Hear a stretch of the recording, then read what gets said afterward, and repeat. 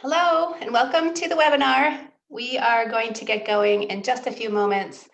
I'd like to give just a minute for all the participants to arrive in the virtual space. So we will begin shortly.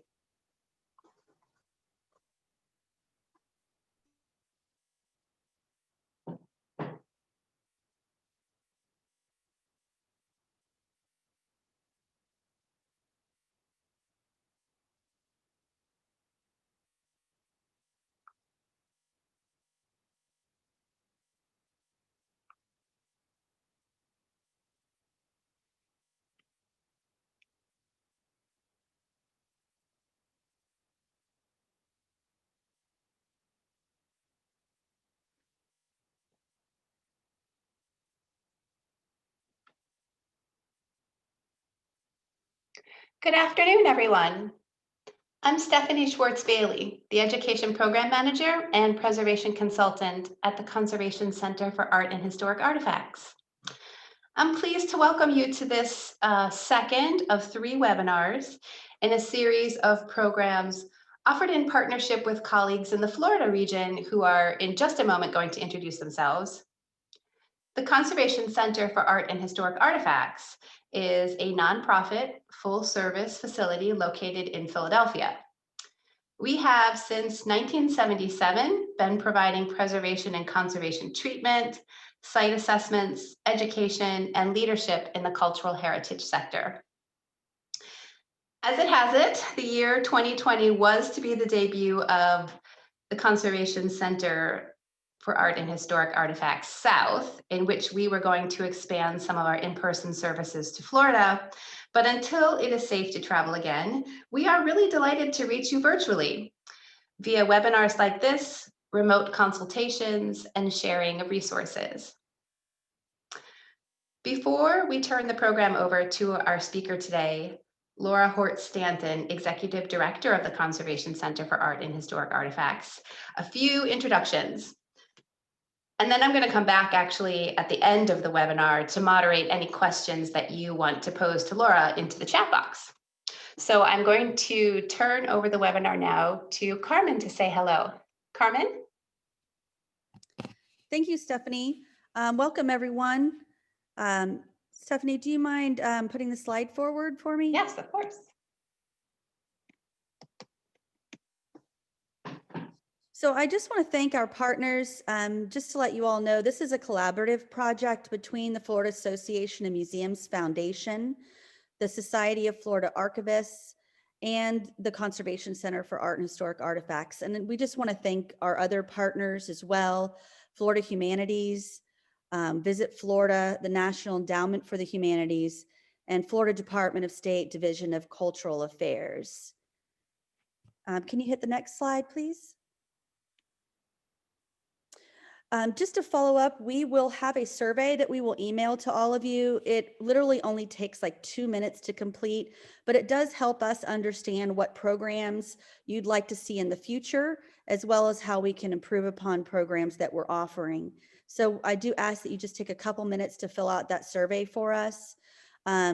We also want to make you aware the third part of this series, the partnership with CCA, HA, and SFA, will be held on December 2nd, which is fundraising for collections. And then we also have another program, a 6-part series on emergency planning and response. The first of which is this Friday on threat identification and risk assessment.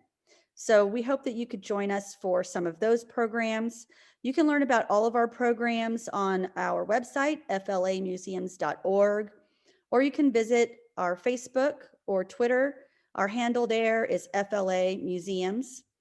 If you need to reach us, you can reach us at fam@flamuseums.org, or my name is Carmen Godwin. You can reach me at carmen@flamuseums.org. Thank you so much and welcome to the program. Hi, I'm Tyler with the Society of Florida Archivists. We just want to reiterate our thanks to all our partners for putting together these programs.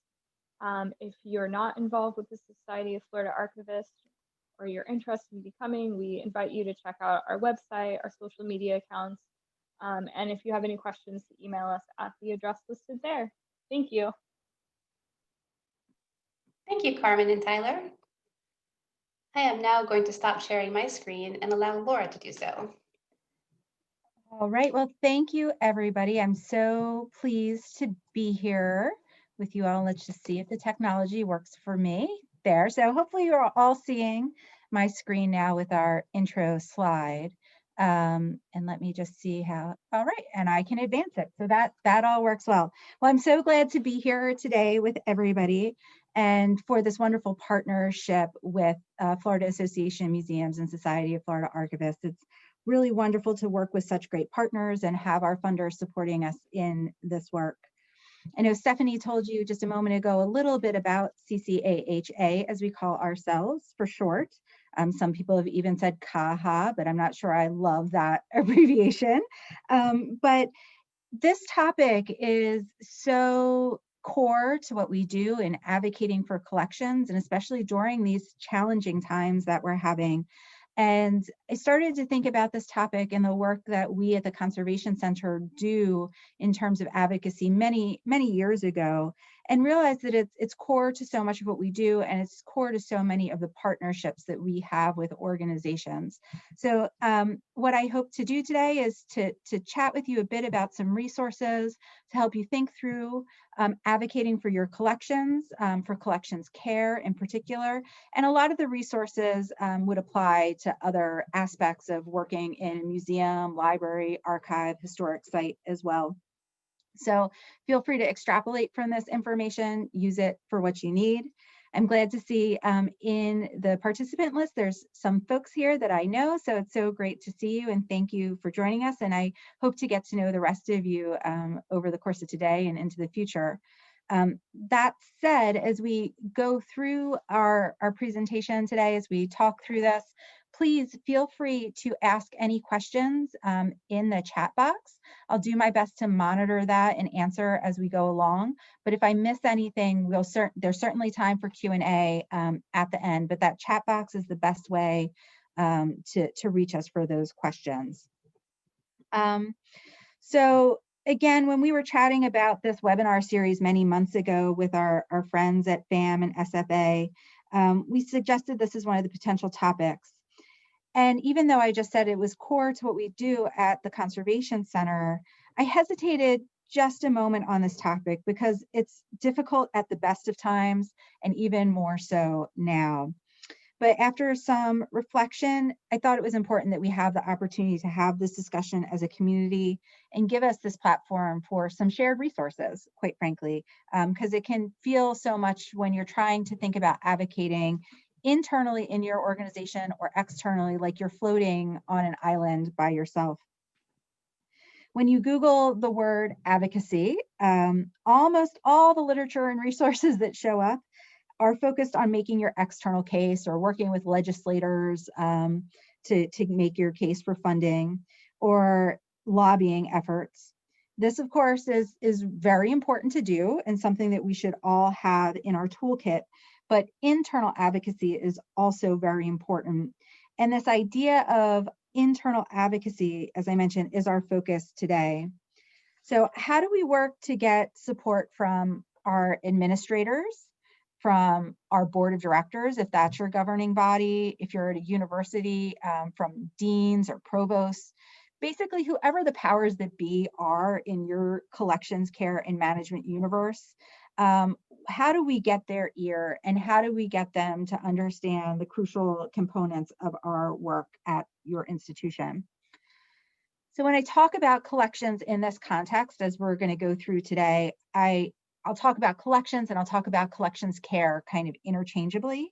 And this includes physical preservation activities, so your rehousing of collections, things like conservation interventions, but it also refers to anything and everything that can impact the care or stewardship of collections. So think about it as a care and management framework that we're working through. And as we go forward thinking about this, when so many things are in flux, I want to remind all of you at this time when it can almost be an existential crisis in terms of our personal lives as well as our careers, that what the work you're doing is important and meaningful, and anything that we can do to better articulate that is going to help make our case, and that what we're doing and saving and preserving things that inform future generations is important work. So even as we are in the midst of a pandemic, it is still important for you to advocate. And I just have to share, as I'm sitting here in front of my computer screen, I'm realizing how much I talk with my hands. And I wish I could, gesticulate to all of you the importance of all of this as we go forward. So that said, if I was giving this talk even just a year ago, back in November of 2019, it would be different from the one that we're going to have today.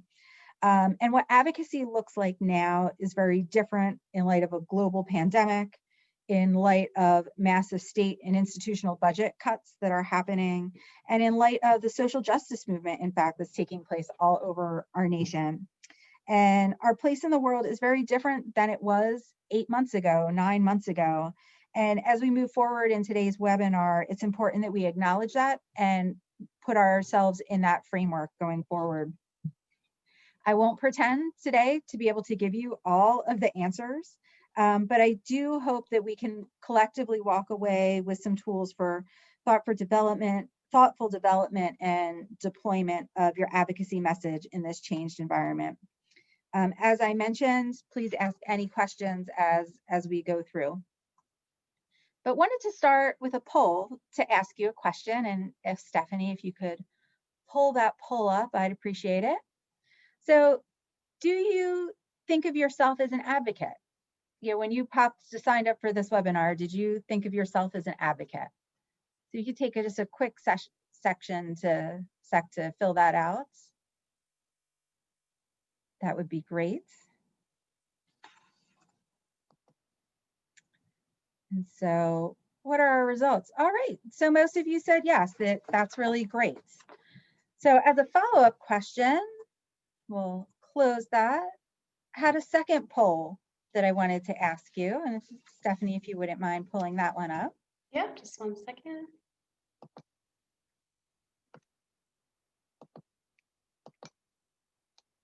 Here we go. Is your primary job function in a collection care role?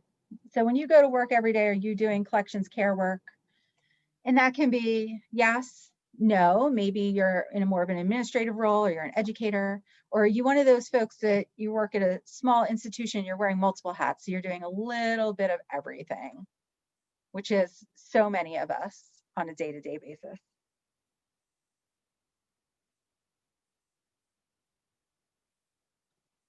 Thanks for taking a second to fill that out, and let's see what our answers are. So about half of you are wearing multiple hats.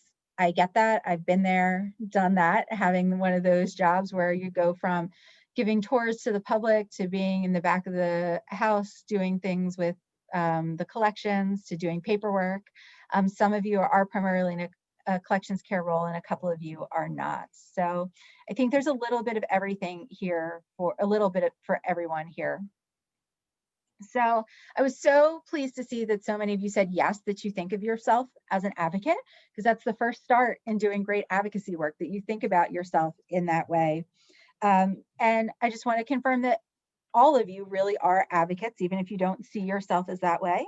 And I think people think of advocacy as the image on the left. And yes, that is, and that's me and some colleagues at Advocacy Day on the Hill supporting funding for the humanities. And that was just March 10th of 2020, which seems like a lifetime ago already.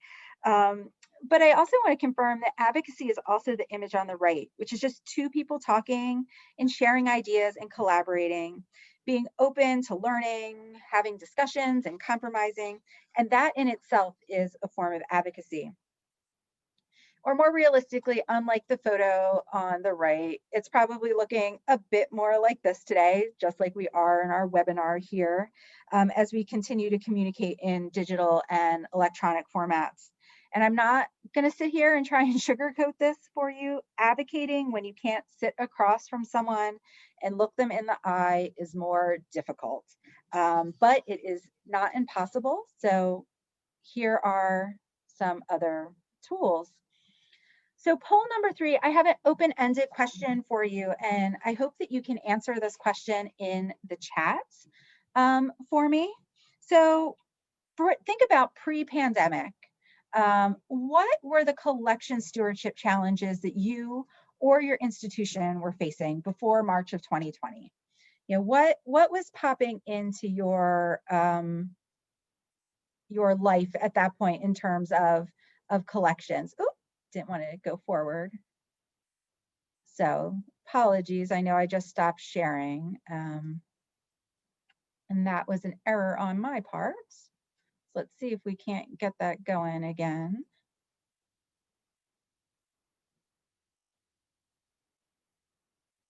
So if you have an answer to that poll question again, which is what stewardship challenges were you facing pre-pandemic, please feel free to pop them into the chat while I get our PowerPoint started again.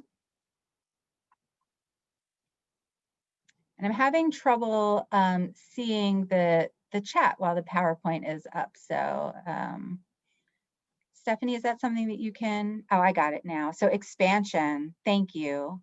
So thinking about expanding and where that left your collection. Well, for those of you that haven't had a chance to answer yet, continue to mull that over. Oh, identity issues. What is your organization? What's it going to be? That's a big question for an institution to grapple with. So related to that, the next question I wanted to ask you, and feel free to continue to pop this into the chat, is thinking about pandemic times, March 2020 and on. Have there been new challenges that have come up that you've faced in this time? What new things have kind of popped up? And I see Susan says funding. That was a before pandemic. I'm assuming that is also very much post or during pandemic issue as well.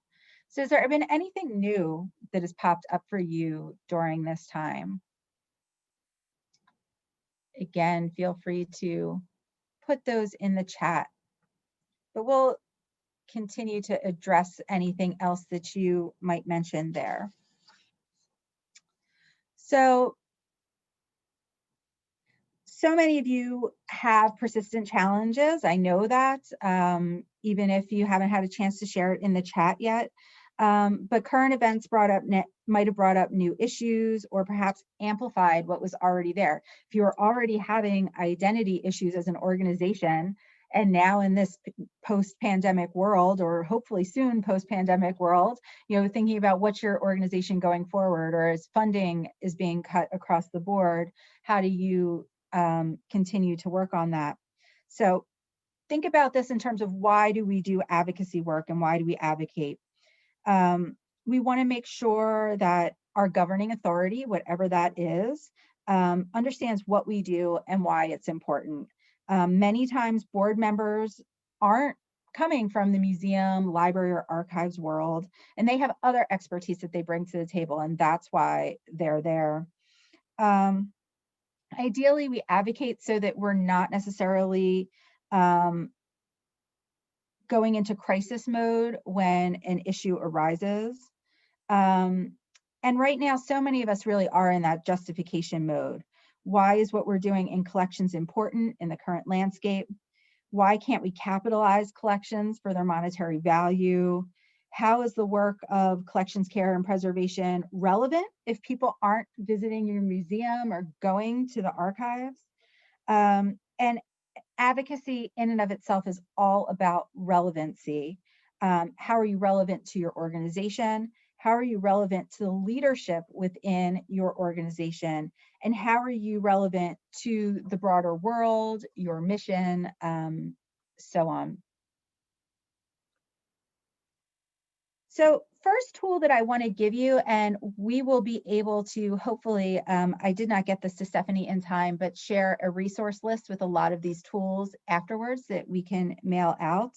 But one tool I wanted to point out to you is something on the website called boulderadvocacy.org.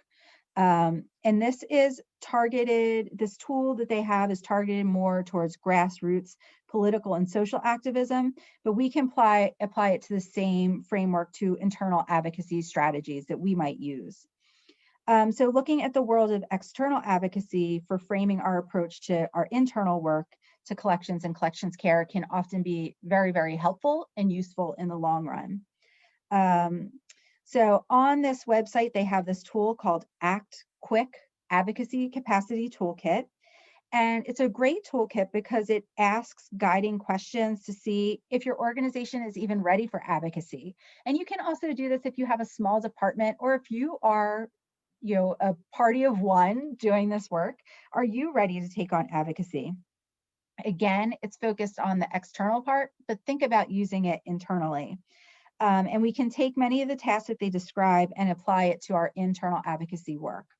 So some Advocacy 101, and we're going to address each of these in a little bit more detail later. But to give you a start, thinking about setting an agenda and articulating what you're trying to achieve. Think about how you're going to prepare yourself to do this work. Think about your strategy overall for your advocacy goal. And think about what data do you need. So much of advocacy is emotional, but you also need the data to support it. What's your message going to be, and can you make it clear and concise to even folks that may not have the expertise that you do? Are there partners or other people that you can have on your side doing this work? What's your actual delivery method for your message? How are you going to do this outreach? And who are the actual folks that you need to influence? And that last part about the people that you need to influence is a huge part of crafting your advocacy message. So setting your goal, setting your agenda here for what you're going to do. It's not enough to keep saying that it's important to support our work because it's important. We have cool stuff. What we do as museums, libraries, and archives is important. That's not good enough anymore, especially in the current landscape. And before you start any advocacy work for collections, you need to know your goals and what you're advocating for. Many people who steward collections, I found, think there should be this inherent understanding of their work, why it's important, as I alluded to before. I equate it to coming up with a good advocacy agenda as having a persuasive argument and really thinking about it much like a lawyer would in a case. So to give a very non-collections example of this, I have two kids. They are 10 and 6. My 10-year-old is constantly advocating for a later bedtime. But it wasn't till he was able to come up with a compelling reason for me to give in to him that he won. So how he did this, which was, I think, very clever, he took his school issued Chromebook and he researched how much sleep on average a 10-year-old boy needs. And he's a kid that doesn't like to read a lot. So he said, and I want to use my extra time to read more. So there you go. He hit some really good advocacy points. And while that is clearly a childish example, it is still something that we can think about in doing our own work. So it's the same for you in saying your work is important. That's not enough. Think about what you do in a clear and concise manner. How will it impact your institution? And show an understanding that these are tough times for budgets and for outreach and education. And make sure you can show results to what you're asking for and advocating for. So, for example, if your budget is going to get cut for collections care, you might want to have an advocacy message that says, we're requesting that the special collections budget is only reduced by 5% rather than the proposed 20% that's currently in the budget. And we're asking this because a 20% reduction will mean that we serve 500 fewer students annually and can't work with professors on developing projects for classes that involve primary resources, which is even more challenging now with virtual education. So that's just one example. As you come up with your goals for advocacy, it's helpful if those goals are measurable And again, that you can be clear for what you're asking for. And some of you might have heard of SMART goals, measurable, actionable, and I'm going to forget the R and the T right now because we're recording, of course, but you can Google SMART goals. So some more examples of specific goals and outcomes that you might want to share is funding again. So your message might be, we need to maintain the collections care budget at $10,000 a year in order to ensure that our collections can be safely handled for the new online public programming that we're doing. I understand that sacrifices are being made across the institution, and we have reduced our request from our initial $12,000 that we wanted down to $10,000. So you're showing you're being empathetic, you're understanding what's going on at the institution, but also showing that in order to take on this new programming that you need funds to support it. Perhaps the impact at your institution is that you need more staff. You need more human resources to do the work that you're being tasked with. And this might be a consistent problem across the board before even the pandemic times, but maybe you've lost staff, or there might be staff that are being furloughed during this time. And an argument that you might articulate there is, our museum has a really robust exhibition schedule that means our staff need to spend about half their time preparing collections for exhibit. And if one of our 3 staff positions is cut, we won't be able to respond to research requests in a timely manner or continue to digitize the collections for more public outreach and online access. So that's another argument that you can make. And then time is another indicator that can be a good advocacy tool for you. And you can say something along the lines of, the project we have coming up is really exciting, and I truly understand it's essential to our new program delivery model, but we need 4 months, not 2, to ensure that we can properly house the collection for handling and shipping. So there you're saying it's not time, or it's not money, it's not people, but you just need the gift of time, which is sometimes easier said than done. And last, sometimes what you need is support and authority in doing your work, and that's what you're advocating for. So an example of that might be, the collections team loves working with the education team. However, we need to have the final say in how objects can be used for programs based on their condition.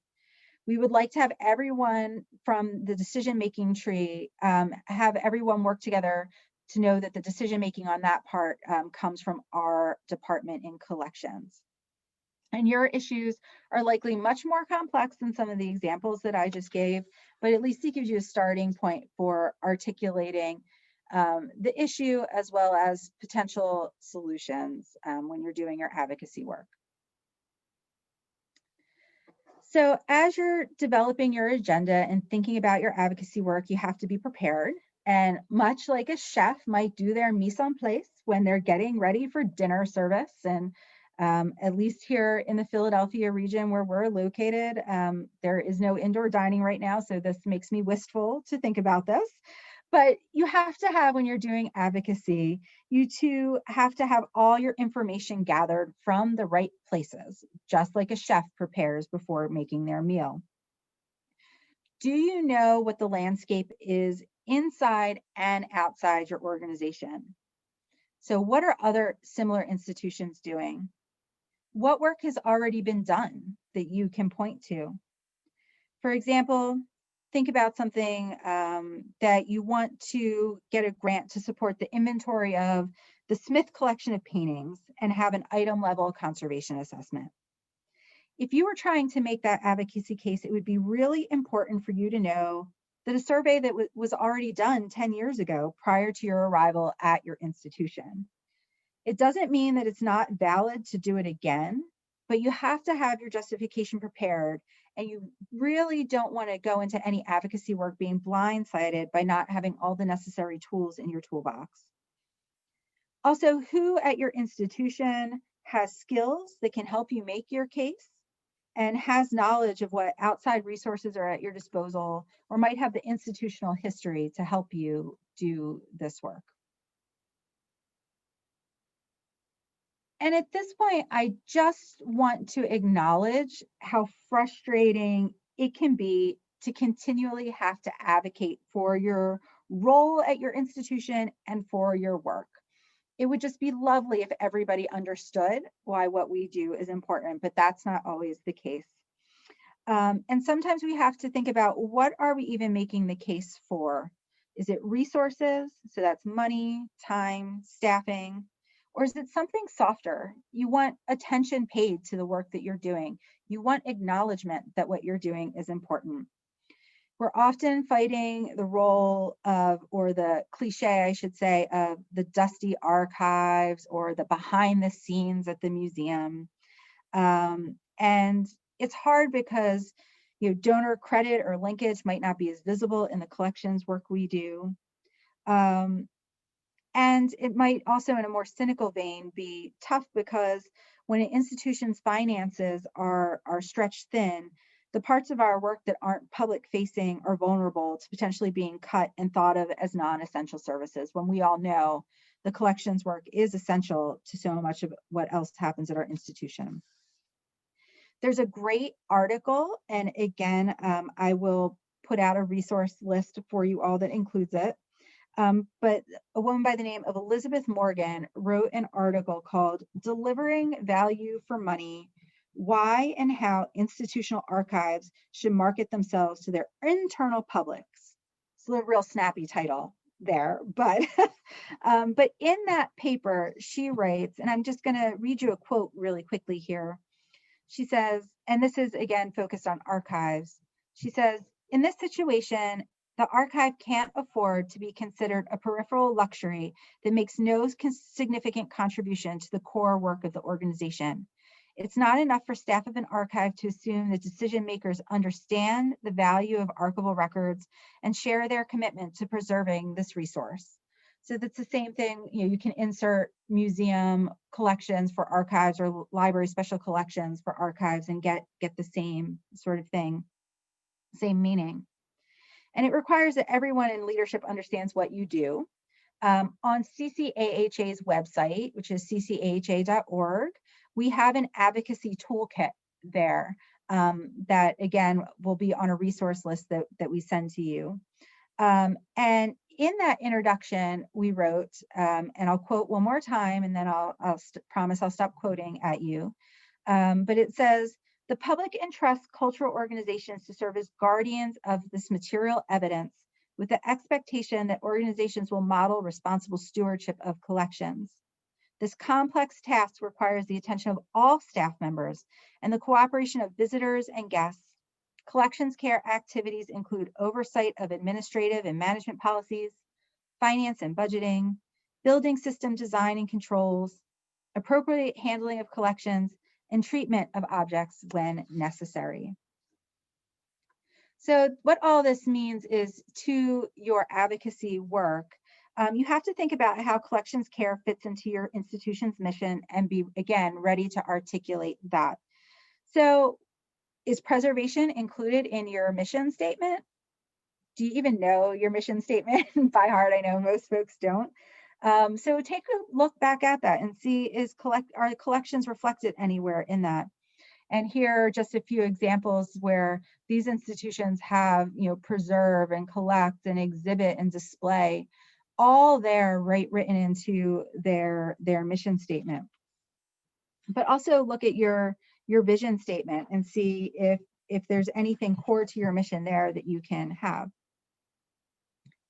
Also, in preparation for doing your advocacy work, I suggest you take a look at your institutional strategic plan if you haven't in a while, and look at what is in that plan related to collections.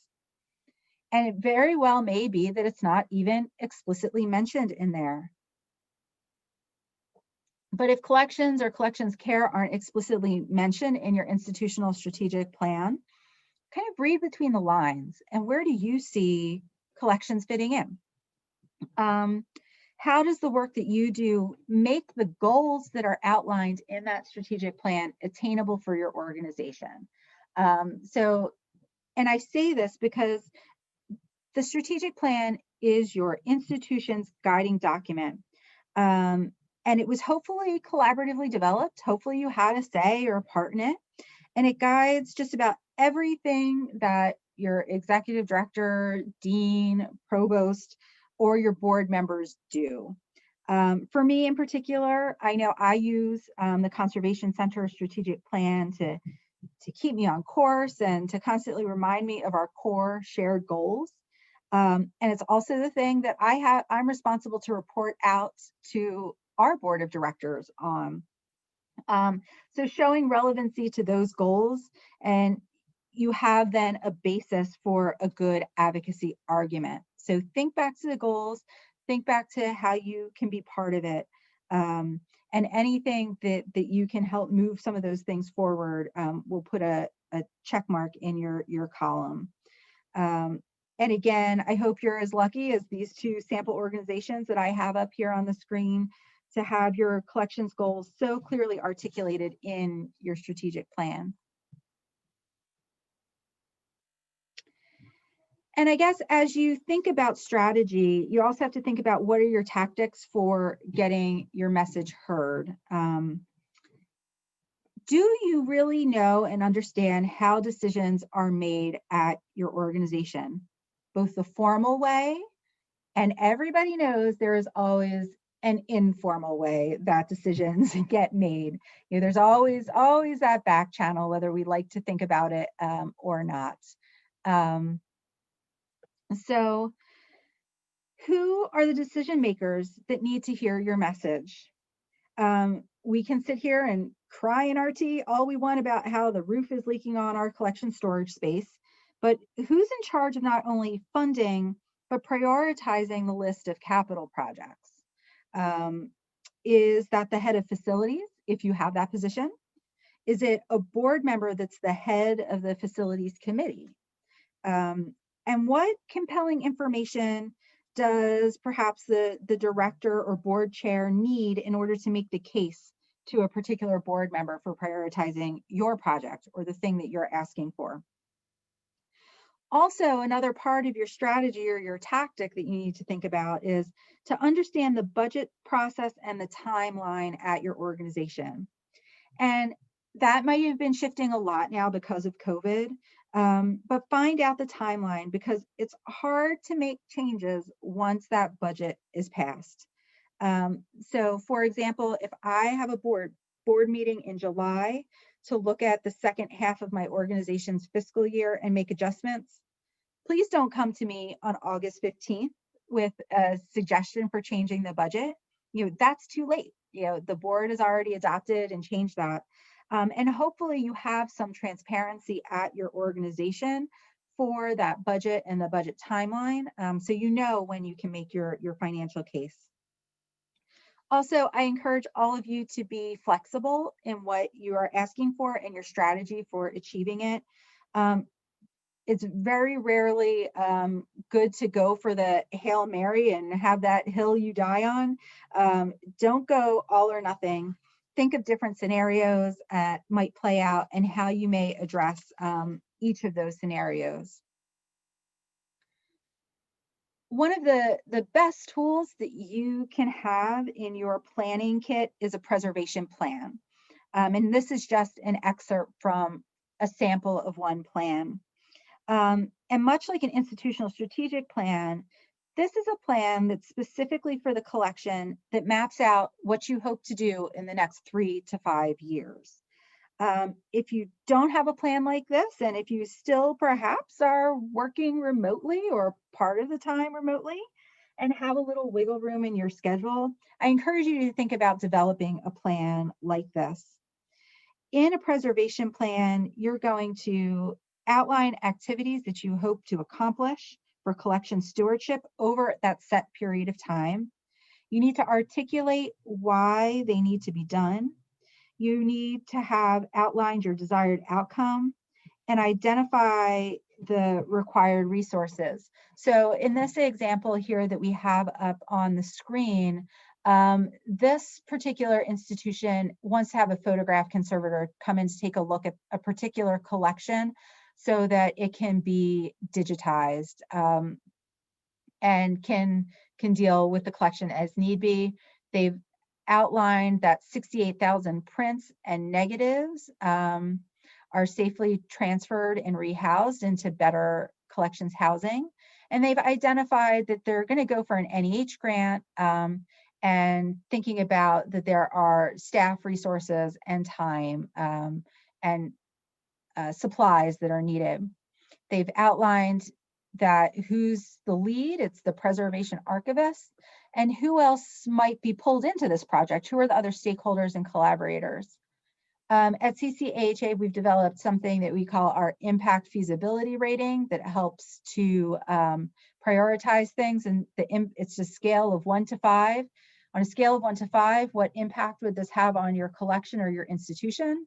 On a scale of 1 to 5, what's the feasibility of this actually happening? And you multiply those two, and it helps you establish a priority. And you can do this for any number of projects to help you think through what the priorities are. And I would even adjust this slide based on what I had said before, which is add another line under resources needed about what institutional strategic goal that this project addresses. And this overall preservation plan is a powerful tool to help you demonstrate thoughtfulness, strategy, and your long-term goals. When you're planning and thinking about strategy, you may also have to make a value proposition for your collections work, and think about which of the potential values has sway or might impact the decision makers that you're trying to reach. Sometimes it's money that speaks, saying that if we don't do this, it's going to cost us X amount of money down the line. But it might not always be money. You might say, what's the historical research potential of this? What insurance coverage, what insurance impact does something have? This kind of value statement is a very, very subjective process. And it's very specific to each institution. So that's going to be specific to your museum, your archive, your library. So some of these examples here of types of proposition value, evidential, what's the primary value of this piece or this collection? Why was it created in the first place? How do you make that case? Is the information there? Is that another, the intellectual content of it? Are things being used in the way the creator never intended, which is interesting to think about? Does it have an intrinsic value to it? It has an important signature, shows some handwriting. And again, this could be very specific to your information, your particular institution. Does it have administrative value? Does it show the inner workings of your organization? Do you have a records management imperative to keep something for legal reasons, but the state of your building is putting that in peril? Do you have something that is just old? That's going to appeal to some folks, saying like, this is 500 years old, or this is 1,000 years old, and that's why we need to preserve it. And sometimes it's also about condition, something that's in bad shape, and you need to make a case for it just by demonstrating that can be helpful. I already touched on this a little bit earlier, but as part of your advocacy work, you have to arm yourself with as much data as possible. So the other things that I just mentioned are much more emotionally related. And here we have something where we need to think about the data and what we need. You can gather information from inside your organization, but also externally. What's happening and going on at organizations of similar size and scope? What about your overall region or state? What's happening in Florida that you can point to? And what's happening in the field overall versus adjacent fields? For example, I personally sometimes look at trends in architecture and design firms to inform my work at a nonprofit conservation lab. because there's more similarities in workflow and client needs than you might actually think. So again, be armed with data. How many people access your collections? With a smaller budget or fewer staff members, how would you provide access to that number of people? How big is the collection? I can tell you most board members probably don't have any idea, or administrators have any idea how big the full collection is. And one of my favorite tools to use is actually thinking about what is your institutional investment per item in your collection. So to think about this, for example, you might have a staff of 2 working with collections that are each paid $45,000 a year. And you're working with a budget of $20,000 a year to care for the collection for supplies and etc. But your collection is 200,000 objects, 200,000 pieces that 2 people and $20,000 is caring for. And so when you take that breakdown, each collection item gets about 55 cents a year in terms of expert staff time and supplies for their care. So for collections that are historically valuable and most likely irreplaceable, you're saying we're spending 55 cents a year. And that can be a pretty impactful number for people that aren't used to thinking about a collection in that way. Also, another thing to research and be ready to share is what's your timeline for impact to the organization if you don't get what's needed, if you don't get what you're asking for. Many times, budget and staffing cuts in collections have long-term ramifications that take a while to be noticed in a material way. So by not rehousing the collection now, we might not see that issue in 6 months or a year, but what does that mean to the institution 10 or 15 years down the road? And can you use data to articulate that? One wonderful source of national data to support your advocacy work is the 2014 Heritage Health Information Survey. And although the survey was done in 2014, the data wasn't even released until 2019. So it's still very relevant. And it's a wealth of information on the state of collections care and preservation in the United States. And it's helpful for gathering comparative information and showing where your institution is on the national scale. Some other tools that you can use that for data collection and comparison. One is the cost of inaction calculator by AV Preserved. This one is focused primarily on audiovisual collections, but it's a good tool for showing the cost of not investing in making collections materials accessible. So what does that mean to your collection if you don't do that? The other one is CLEAR and the Digital Library Federation have the digital cost calculator that allows you to estimate cost and time of a digitization project, which is very, very helpful. And the last tool that I have listed here is data collected by the American Library Association's preservation section and technical services sections on long-term preservation trends in the library field. It was published in 2015, so it is getting a little bit older, but it's still relevant and it covers conservation, assessment, exhibition, preventive conservation, reformatting, digitization, digital preservation, and asset management. So it's a good resource, and I encourage you to take a look at that. Also, and this has been what I've kind of the message that we've had throughout this whole webinar today, you have to be able to articulate your message that the institution will face if collections care isn't funded or if you don't have appropriate human resources. And how's that going to impact your institution long term? Think of the if-then scenarios that you can share, and what will management care about most in each of those scenarios. So now you've gathered all your data, you've done your research, and now as part of your advocacy, you need to think about your message. Be clear, be compelling, be concise, and make sure that your message matches the audience that you're trying to reach. Articulate, or even better, show what problems the institution will face without funding. So another example of this is By cutting a collections budget, it will cut our digitization output by 60%, and it'll take 50% longer for new content to be added to our online catalog. During the COVID shutdown, digital collections were accessed 1,500 times per month by people from 30 states and 4 countries, and expanded our institutional reach.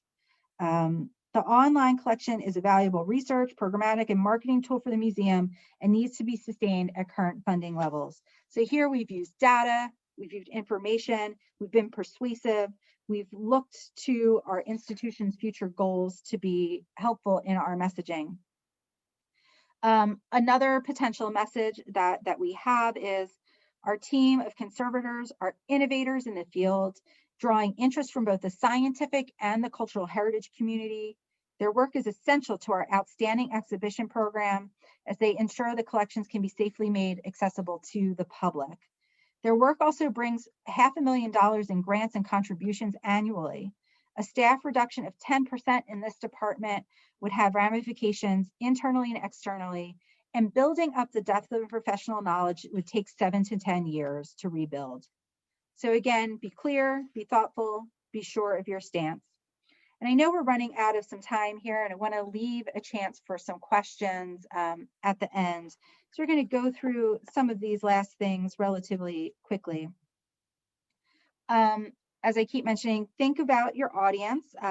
Who are you trying to convince, and what is the message that's going to speak to them? So that's something that you always just need to keep in mind.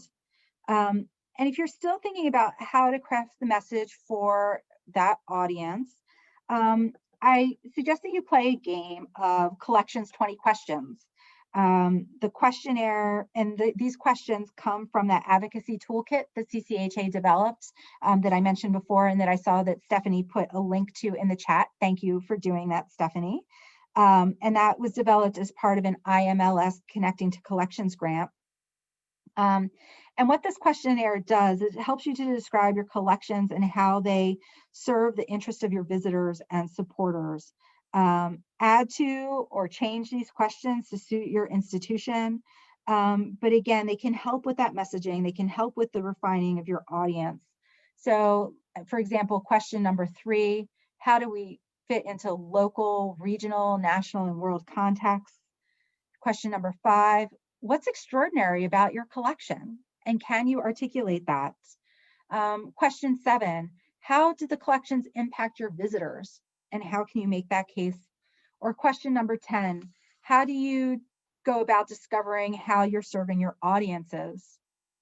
Well, a few more of the questions. I particularly like number 12, how do you engage your audiences with your collections? Or 17, how do you collaborate or partner with institutions that complement yours? And number 20, what would be lost if your institution no longer existed?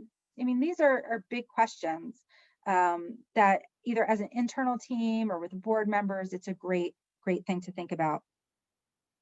A few other tools to help you in this journey. The Aspen Institute has a planning and evaluation tool that has an advocacy progress planner and their continuous progress activity tools, both of which are designed to help with planning, evaluating, and implementing your advocacy efforts. The other one is Smart Chart, and that's a communications planning tool that breaks down communication planning processes into 6 steps, from your initial discussion to a reality check to make sure that your strategy is ultimately sound. But in everything that we do, whether you're writing a grant application or whether you're talking to someone, it's all about coming up with compelling stories. If you can tell a story about a collection in a convincing way with data, great. If you can appeal to someone's love of art or history or knowledge, wonderful. If you can think of your work in terms of community engagement and impact, however you define what your community is, that's really great. But the most compelling collection advocacy combines all of these things together. And again, thank you, Stephanie, for continuing to put the links in the chat. I appreciate that. Also, things come down to partnership often. As with so many things in life, collection advocacy work does help when we have friends and partners that can help us. Who's the Robin to your Batman here? So think about who your partners might be in your advocacy work. Is there another department that can help provide you with the stories, data that you need? For example, if you're at a university and you use primary resources to help the history department or the art department, can they help you? Have there been essential cross-division or cross-departmental collaborations that you can point to? Are there partner institutions or external collaborators, a researcher that's willing to write you a letter? Are there volunteers that are engaged? So basically, who are your stakeholders that might be effective partners? But I will point out to be careful here if you're dealing with sensitive internal information. You might want to think about who you're bringing in from the outside and maybe sharing some dirty laundry with, perhaps, that might influence the internal dynamic of what you're trying to achieve. And as always, make friends. And sometimes advocacy is just about increasing your visibility. Don't let collections be taken for granted. Get the reality of your collection storage, processing, preservation to the forefront in everybody's mind, staff at all levels, board members, etc. Host tours of the collection storage for non-collection staff. Get time on the agenda to talk about collections at all staff meetings. See if collections care representatives can visit other department meetings. Maybe all new board members get a tour of collection storage too. So just think about all these different things that you can increase the visibility for what you're doing. And also think about how the work that you do adds value to your organization. How important are the collections and collections care to the critical problems facing your organization? And how well do you understand the business of cultural organizations? So this outreach component is woven throughout everything we've discussed today, and is at core to the work we all do day in and day out. As you all know, we're communicators, we're educators, and in order to be good at our jobs, we have to network and do that outreach. And you have to put all these skills together when we're doing our advocacy work. And as I already mentioned, think about who you're influencing, who you need to build relationships with, how you need to nurture those relationships, because these things don't happen overnight. You have to get to know folks. You have to be able to make sure you see things from their point of view. And it's okay to negotiate and not get everything that you need necessarily on your first shot at your advocacy work. I'm just going to skip over this and just end with the thought that you all, as we mentioned in the beginning, are advocates. If you're one of the few people that answered no to the poll question at the beginning, I've hoped you change your mind to a yes, and that you realize that there are easy tools that you can use to stand up and speak out for the collections internally at your organization, even in difficult times. And the work is important, and it should be the foundation for all you do at some level. I did have a resource slide here, but I know Stephanie was putting those links in there, but we'll still send out this list to everyone. And I want to encourage you also to reach out to me with any questions that you might have after this, or just like to chat about some of these things. Always pleased to share time and have a chance to chat. So I know we're almost at time here, but wanted to see if there were any questions that you all had now. And I will close the PowerPoint just so I can see better if you had any questions. Please feel free to type them in there if you do. All right. I'm not seeing any immediately pop up, and I know we are almost at our 3 o'clock time here. So I just want to say thank you to everyone for spending your time with us today. And again, encourage you all to reach out to me with any questions that you might have afterwards. And thank you also to FAM and SFA for partnering with us on this.